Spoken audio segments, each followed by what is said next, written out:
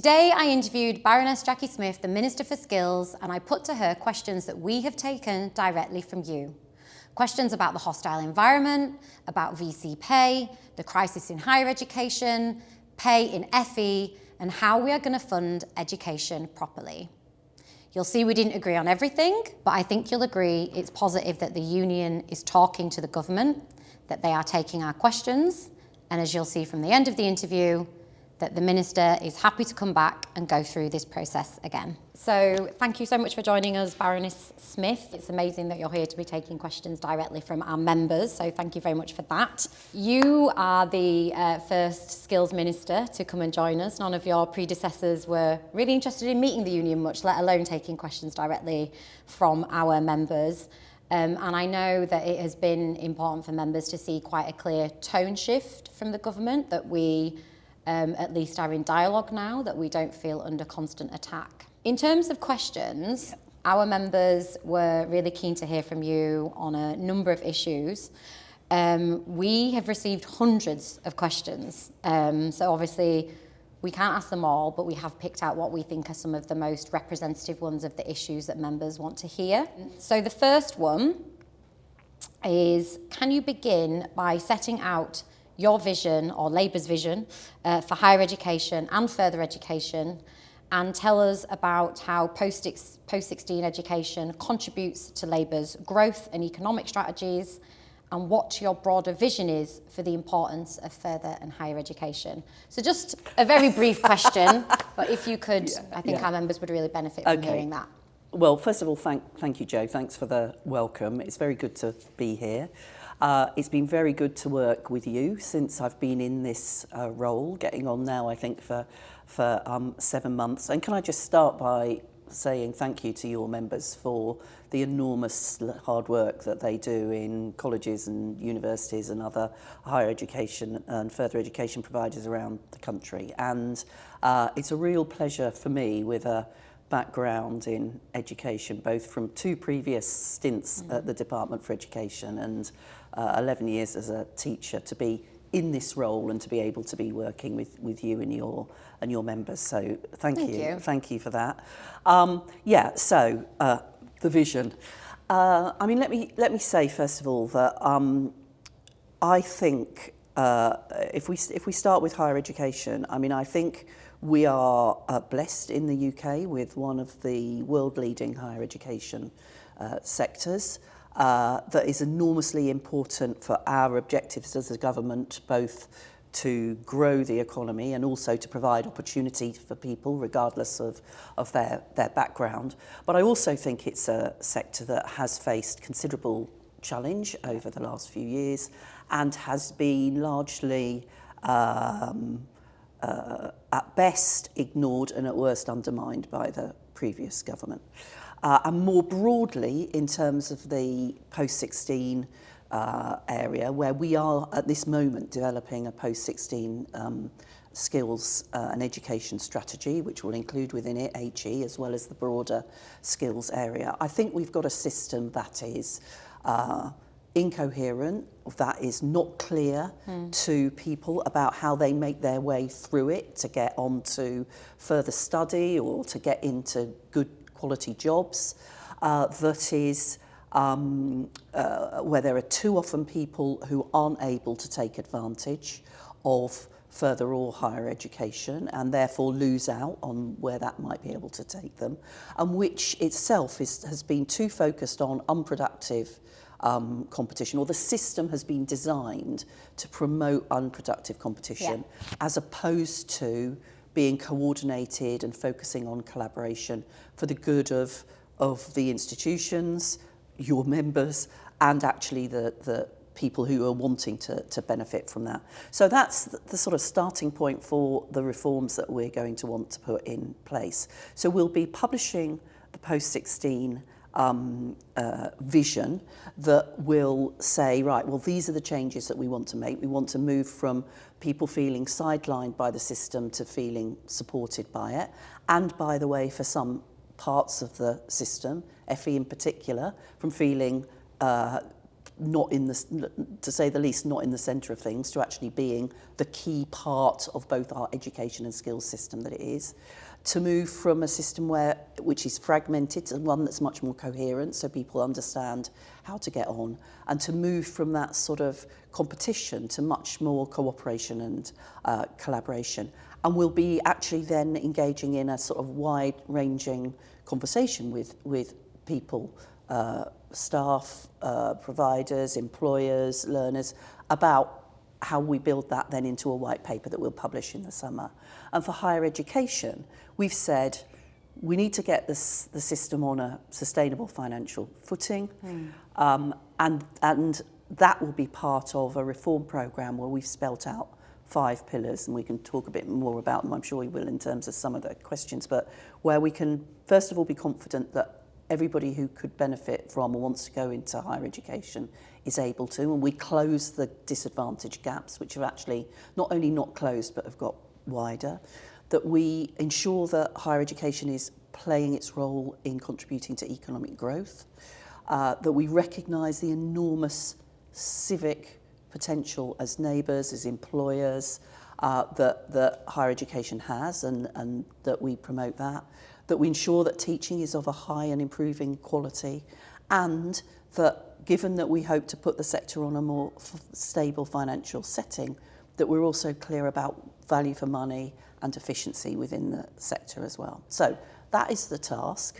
I don't believe, going back to where you started, I don't believe that that's something that can be delivered by government top down. That's something that will involve the whole of the sector and your members, and I look forward to working with them on that.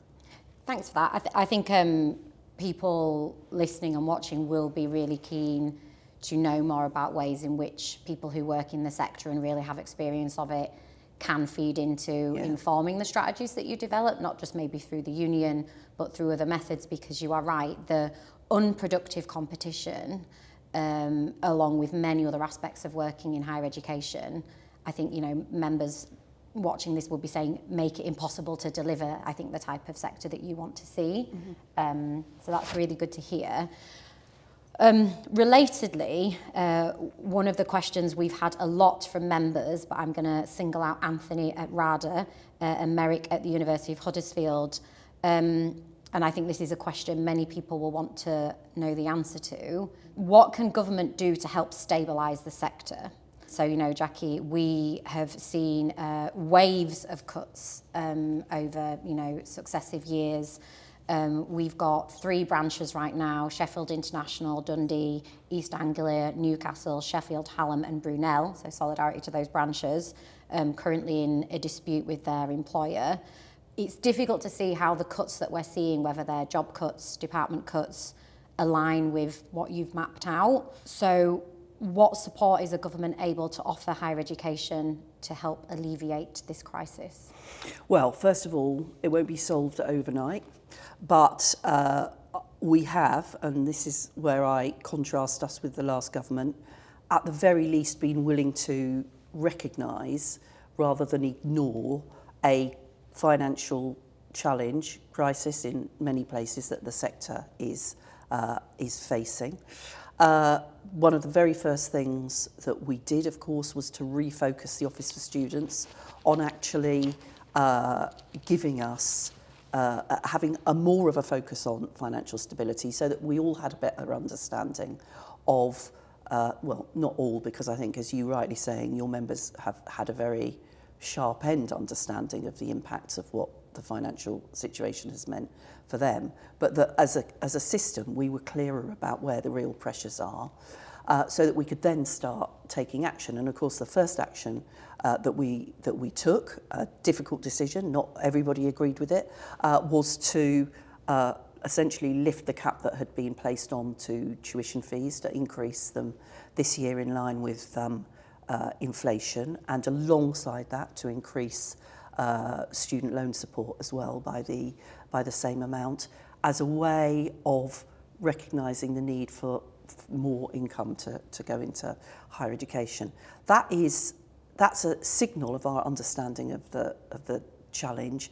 It's obviously not the end of the job, because we have this was a one-off for this year. And that's why the reform programme that I was talking about will also need us to get to a more sustainable financial basis for higher education, because it strikes me that some of the decisions that have been being made in universities and other higher education institutions around the country have been the result of a lack of ability to be able to plan strategically, a lack of ability to be able to really engage with staff about how to achieve value for money and efficiencies. And that's where some of the most difficult decisions for your members, I suspect, have come from. If I could just ask a quick follow-up to that, because I think you mentioned the 5 pillars earlier, and you might want to take an opportunity to just remind people what they are.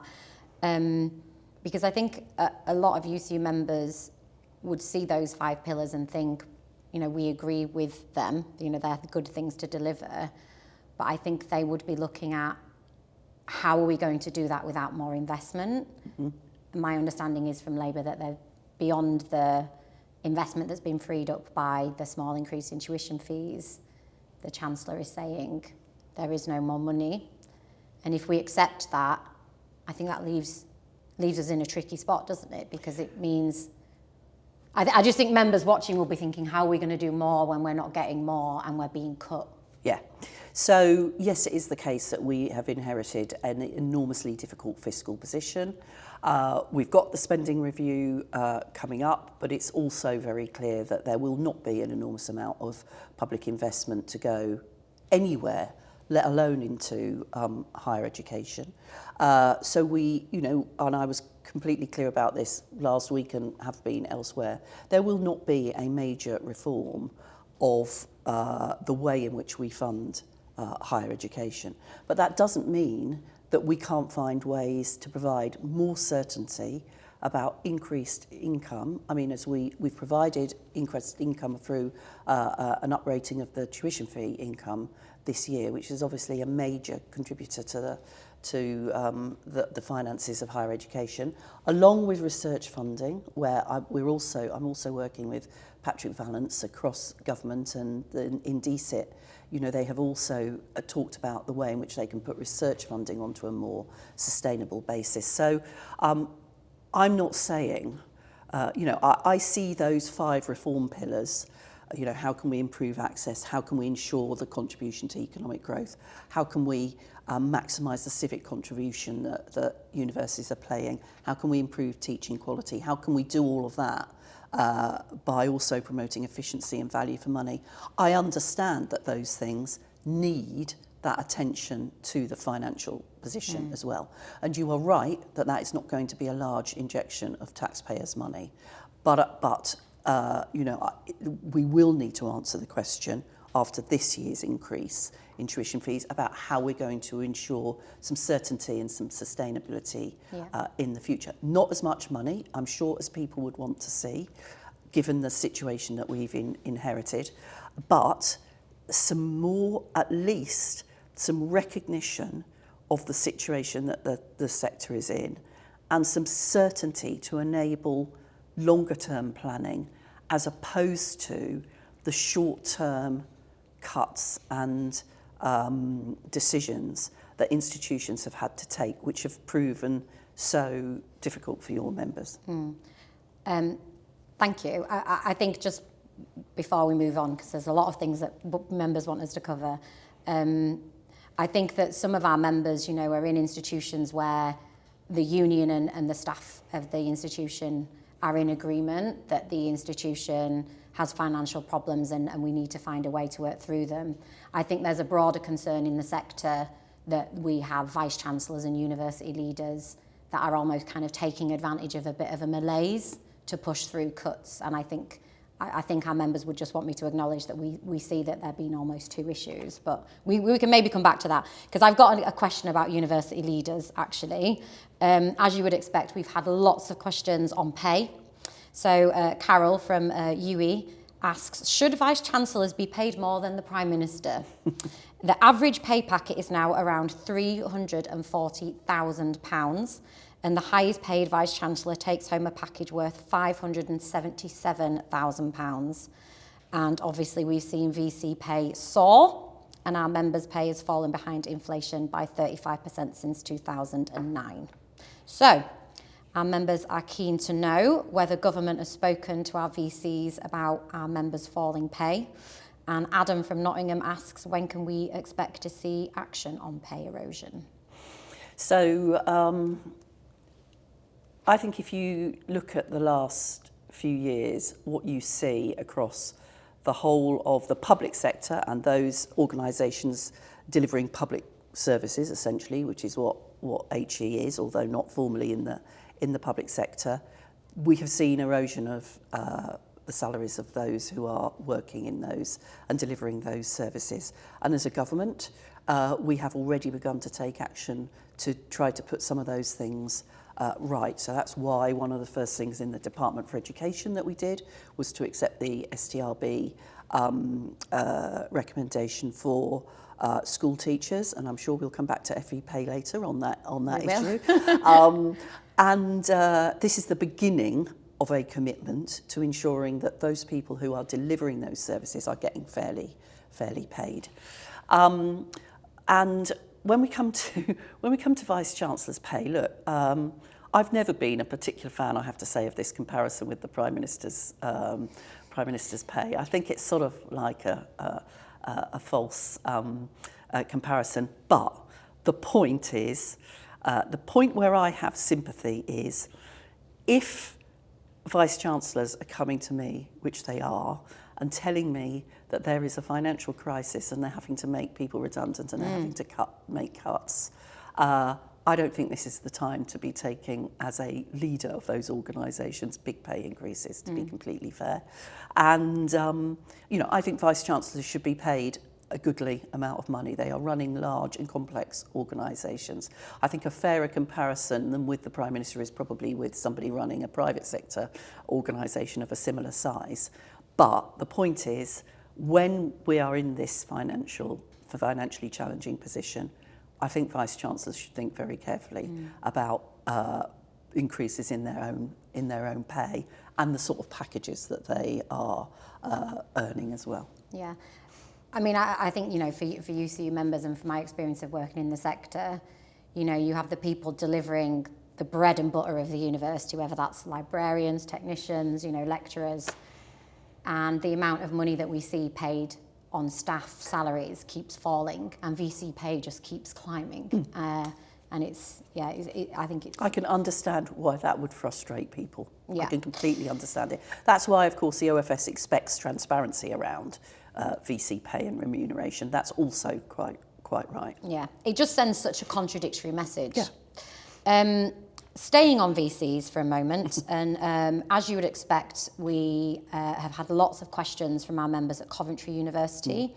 As you know, the university is currently trying to force through some extreme cuts, and in many ways I think this university exemplifies a lot of the issues that we've already talked about. One member asks, as staff in Coventry are discovering that the university that they work at is £100 million worth of debt because of a shortfall in international students in December 2023, how will the government help institutions like this, which make staff redundant, and try to remove other teachers from the pension scheme just so that they can achieve financial stability? So this, I think, goes back to the point about how we can achieve a financially stable position for the whole of the sector. I also understand that there's a differential impact on different universities, and that's one of the things we needed to get a grip of through getting the OFS more focused on the financial position so that we could understand what it was. In the end, higher education institutions are autonomous. I actually believe that that's better for the sector and for decision making and for access to borrowing and all sorts of things. I wouldn't want to change that. So I'm not in a position of going to Coventry University and saying, well, I think you should have done that and shouldn't have done the other. But I think Coventry is a very good example of what I was talking about previously, where people have had to make short-term decisions, almost certainly without sufficient consultation with the staff who will be needing to put those things into. Certainly without sufficient consultation. Right. And that's what we need to move away from in the sector. And then on specific points, like, you know, I really understand the particular challenges for those institutions which are in the teacher pension scheme. And we haven't managed to sort that out yet, but it is something that I'm very aware of that brings additional pressure. I mean, UCU members are, you know, we look at evidence, we're not just kind of sectarian when it comes to our views. And I think, you know, there'll probably be a lot of people watching this who would agree with you that institutions should be autonomous, yeah, and should be free from state interference. Like, I think most people would agree with that. But is there not a line that's crossed when an institution acts as disreputably as Coventry and is really threatening, I think, standards in higher education? Is there not a line that's crossed? Well, this is where, you know, I'm not going to set that line or say who I think has or has not crossed it at this point. But that's where what you need is a much more strategic approach to what's happening in institutions. You need much more of an ability for staff to be able to feed into what the solutions to those problems are. There are going to be decisions that will be taken by universities that you and your members will not agree with, but they're at least should be on the basis, as it should be between us in government and you as UCU, where we have at least had the ability to think about and to try each to contribute to what the end point is going to be. That's what I really think should be happening. But, you know, I would just say you can't both say institutions should be autonomous and then ask ministers to comment on to get into the minutiae of individual institutions, tempting though that might be for us.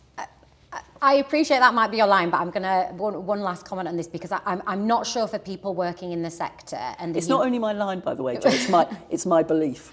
Well, one final thing I think I want to say on this is because I think if you work in the sector, and you know, you might be working at Coventry now, but you might have worked at, you know, Sheffield last year or wherever, you know, people move around. And especially in the last 10, 15 years with the last government, everybody felt they were entitled to an opinion about higher education, right? And people talked about it as if it was the public sector rather than in the unique position that it is. So, you know, when that is the context, I think actually people who work in the sector maybe do look to political leaders to intervene when they think that a clear line has been crossed. And I will just stay on Coventry for 1 second because, you know, the Vice-Chancellor at Coventry, who is now slashing and burning the university for what I think are, you know, managerial mistakes, took home nearly £400,000. And for the staff who are facing being put in a subsidiary company or losing their job, and I appreciate this isn't your remit or Bridget's remit, but he's just been made a non-executive director of the Department of Business and Trade. I mean, what kind of message is that sending? You're right, it isn't my remit or Bridget's remit. But you know, I think people are tearing their hair out who work in the sector because it just seems that serious failure goes unchecked. You make a fair point that it is that plenty of people have had plenty to say about universities, particularly in the political sphere, much of it pretty undermining, in my view, of higher education. So therefore, if I want to take a different approach, which is to say, one, I think that there is strength in the autonomy of higher education, but two, I think there is a responsibility for us as government to put that on the sort of sustainable footing that will enable sensible decisions and strategic decisions to be made over time. Well, I need to stick to that, whilst also, I hope, being supportive and understanding both the enormous contribution of HE, including the staff that work in it, and also the challenges and the way in which that's working for them at the moment. So just a quick question before we get back to the member questions. This is really about governance, isn't it? Yes. You know, and I think in both higher education and further education, UCU members would say that they have legitimate concerns around the governance of their institutions. And to be fair, I think that would extend to our members in prison and adult education too. Would you welcome and be supportive of a governance review of higher education and of further education. I think that's a very fair point. I do think that there are several issues that we are dealing with now. The whole decision making about the financial and business model, arguably some of the controversy around freedom of speech. Yesterday I was talking to families whose children had died by suicide in higher education. In each of these cases, it feels to me as if there has been some element of governance failure. And to be honest, that's what Vice-Chancellors would also say to me. So I think, how we go about doing it, I think is, as of this moment, we haven't quite decided.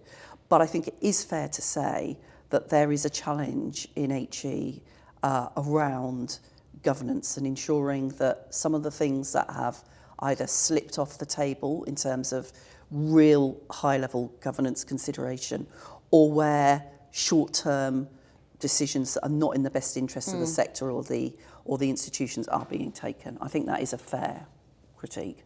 Yeah. Great. Well, thank you. I think for members, we understand more than anybody that you have inherited a long list of problems that need fixing. Everybody watching this will get that. I think having some acknowledgement that you're aware it's an issue and it's something you'd like to address will probably be important to people. So thank you.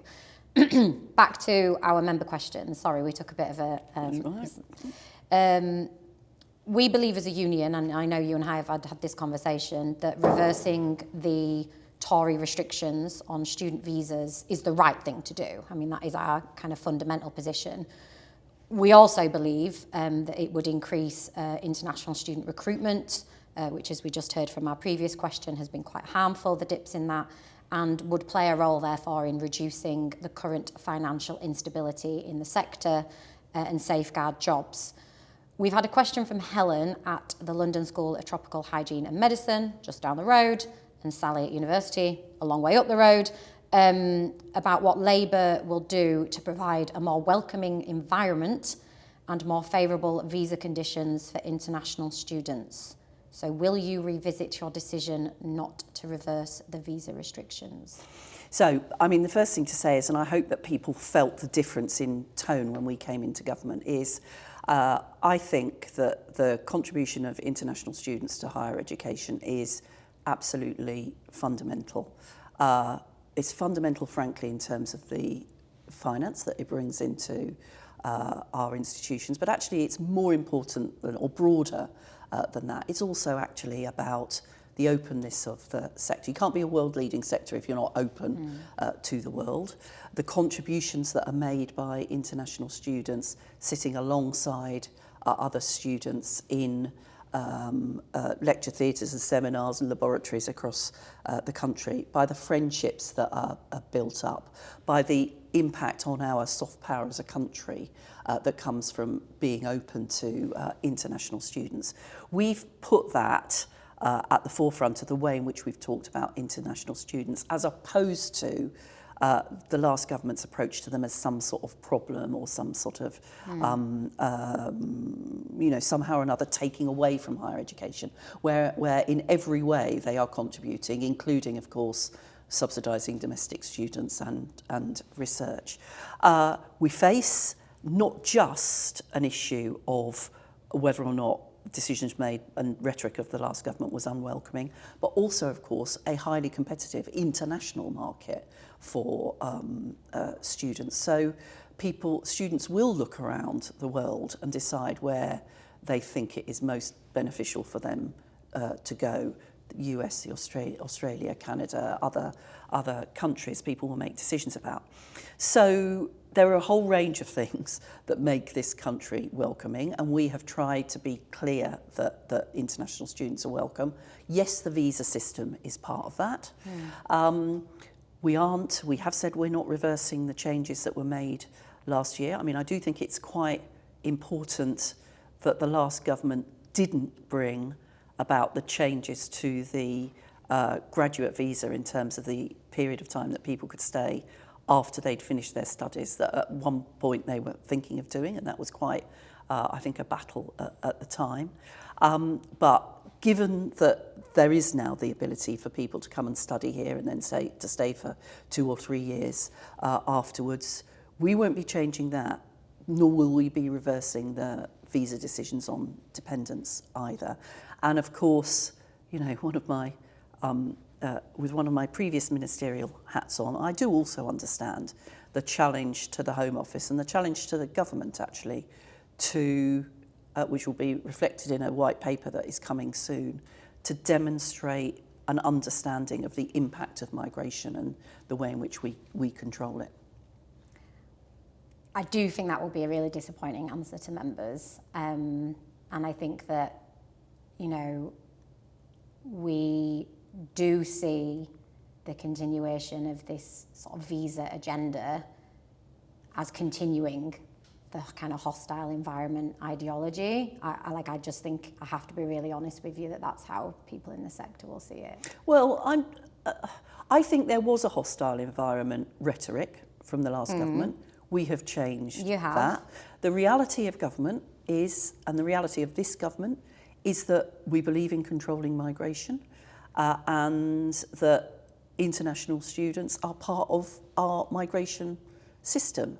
And so we were never going to be in a position where we would completely remove migration controls on international students. And, you know, I understand and I know that people take a different view on migration to that, but that will be this government's approach to migration. Okay, I could say a lot more on that, but we have questions that we want to cover. So we will have plenty of other opportunities where you can, Jo. Because we pretty fundamentally disagree on it. So let's move on to some questions from Effie, and then I'll cycle back to HE if we get the time. So we have our first question from Effie. You know this already, but every year we negotiate on pay and conditions nationally with the college employer body, the Association of Colleges, the AOC. But individual college bosses are then free to completely ignore the AOC's recommendations on pay. When will Labour look into reintroducing binding national bargaining in further education in England? Look, first of all, let me just say I completely understand the frustration in FE about pay levels, about levels of vacancies, including in some of those areas that when I was talking about the overarching vision are some of the areas where we most need to make sure that we've got people in our colleges to train the engineers, the construction workers, the digital skills users of the future, and we don't have sufficient of them. I also understand the feeling in FE of being the Cinderella sector, and I can understand, you know, and I can understand the frustration.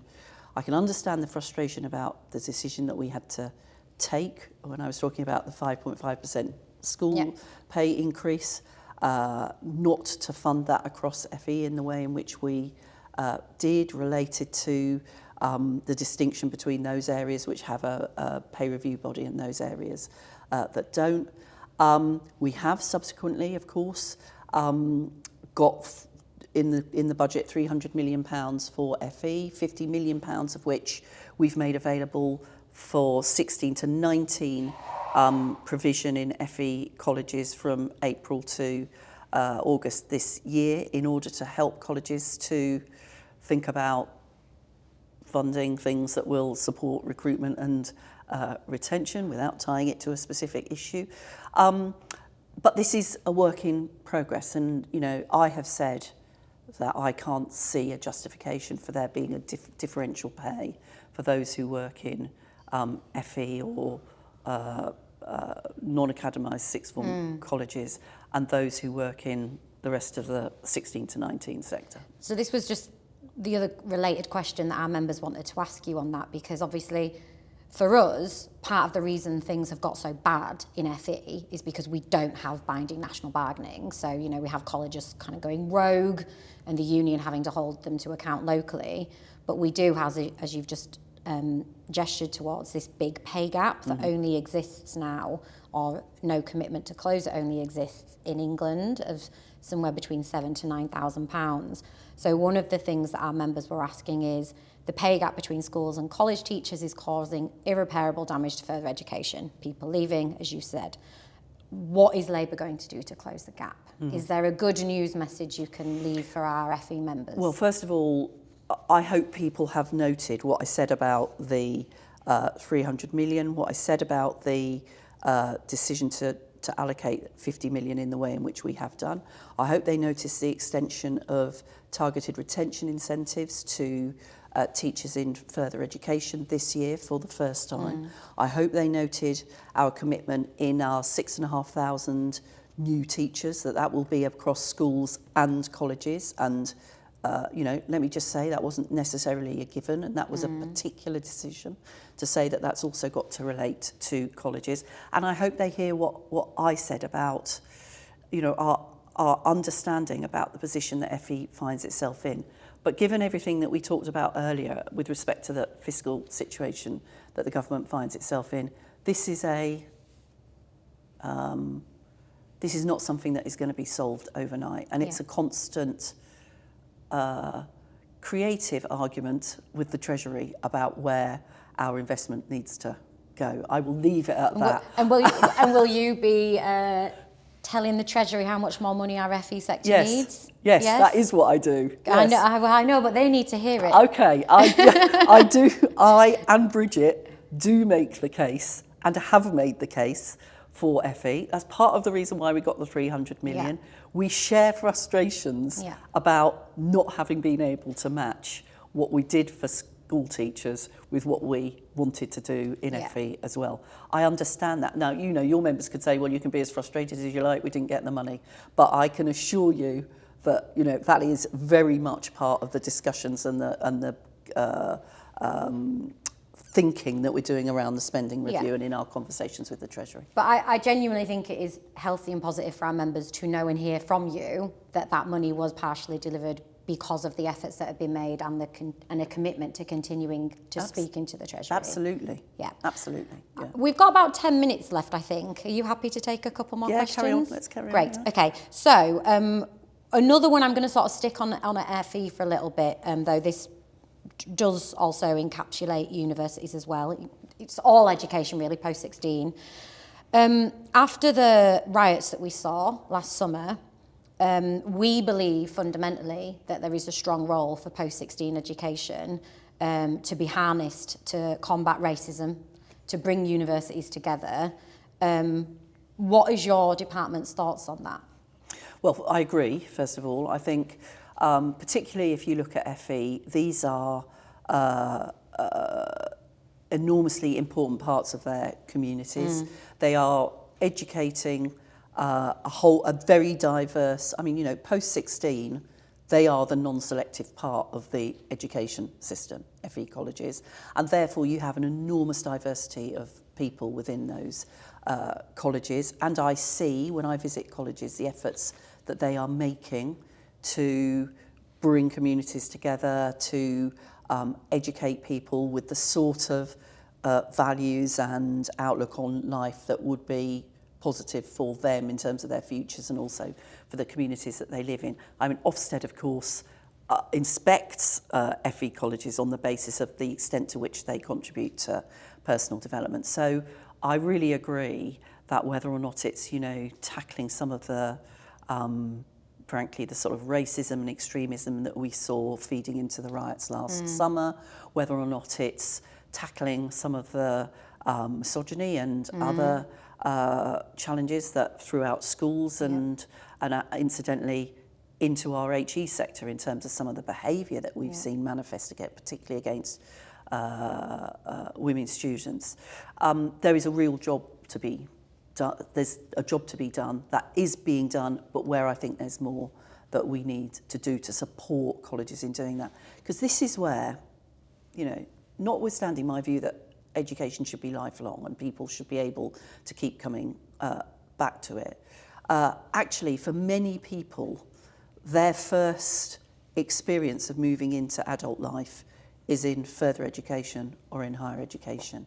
And we cannot leave their political, in the broadest sense, their personal and cultural development. We cannot not think about it or not think it's the responsibility of FE and HE, because I believe that it is. So on that, and I haven't had a conversation with anyone in the DFE about prison education my entire time of being GS, but one question I did want to ask you on behalf of our amazing prison educators, who really do a tremendous job in very unsafe conditions, actually. What appetite is there at the DFE to take over the tendering of prison education and introduce a real national contract in order to stop what we believe and have a lot of evidence has become quite profit-orientated provision in prisons? One of the reasons you haven't had a conversation with people in the DFE is because it actually sits in the Ministry of Justice. I know. But therefore, nor have I had a conversation about prison education, but I was in the House of Lords just last week, I think it was, when James Timpson was answering a question about prison education, and particularly about the sort of quality and the impact of outsourcing. So this is, Joe, whilst I have tried to be sort of open with the answers that I have given today, this is one that I am going to have to, I'm afraid, sort of remit to my colleagues. But can I just say, notwithstanding that, I agree with you from some of my personal contacts that some of the work that happens within prison, done by prison educators, is phenomenal in the sort of challenging environment, as you say, that, you know, those of us who, you know, I thought it was challenging to teach in schools and sixth form colleges for 11 years, but nothing compared to both the challenge and the responsibility and the potential that prison education can have for us as a government that, as you will have seen, wants to be radical about the way in which we see prison and its ability to rehabilitate people. Completely. Our prison members perform miracles with people written off by society in tremendously difficult conditions. So I'm sure they'll appreciate your words on that. So thank you. Thank you for taking the time to speak to us. It's clear we don't agree on everything, but maybe we can pick that up another time. My last question is actually, would you come back and do another one of these? I was going to say, I would be very happy to come back and do another one of these. Yeah, and you're right, we don't agree on everything. And it would be strange if we did. But what is important is that I have an understanding of the position that UCU and your members take. And at the very least, I hope people have an understanding of where my priorities lie and what we're trying to achieve as a government. I think it's really important for us to have these questions generated by UCU members. We have your responses, and if we can do this again, we can carry on that dialogue. And I think for our members to know and understand where the government's heading, what your priorities are, what opportunities they are going to have to feed into that, I think is really important. So thank you once again for joining us, and thank you to those of you who are watching, and we'll see you back here again sometime. Thank you, Jo, and thanks to you members for everything that they're doing. Cheers.